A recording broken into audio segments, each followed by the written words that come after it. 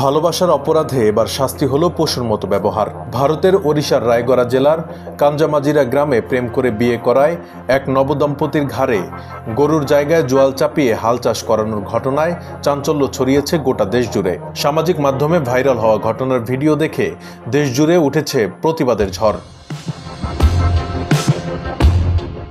NDTV সূত্রে জানা গেছে, ওই গ্রামের দুই যুবক যুবতী দীর্ঘদিন ধরে প্রেমের সম্পর্কে ছিলেন।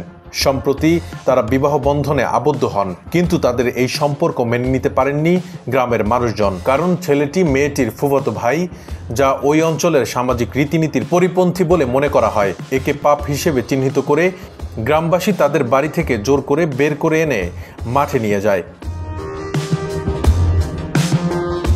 এরপরই ঘটে অমানবিক দৃশ্য। নবদম্পতির ঘাড়ে জোয়াল চাপিয়ে পশুর মতো ব্যবহার করে তাদের দিয়ে হাল চাষ করানো হয়। শুধু তাই নয়, পেছনে দাঁড়িয়ে থাকা গ্রামবাসীরা ছড়ি ও দড়ি দিয়ে তাদের আঘাত করে, যেন তারা গরু বা বলদ। মাঠে এই অপমানজনক ঘটনার সময় কেউ কেউ হাসছিলেন, আবার কেউ হাততালি দিচ্ছিলেন। ঘটনা এখানেই শেষ নয়। মাঠে এই হেনস্থার পরে নবদম্পতিকে টেনে হিচড়ে গ্রামের মন্দিরে নিয়ে যাওয়া হয়।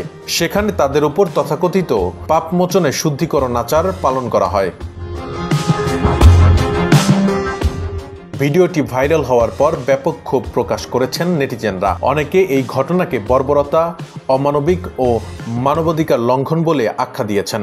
ঘটনার গুরুত্ব উপলব্ধি করে দ্রুত পদক্ষেপ নেয় প্রশাসন।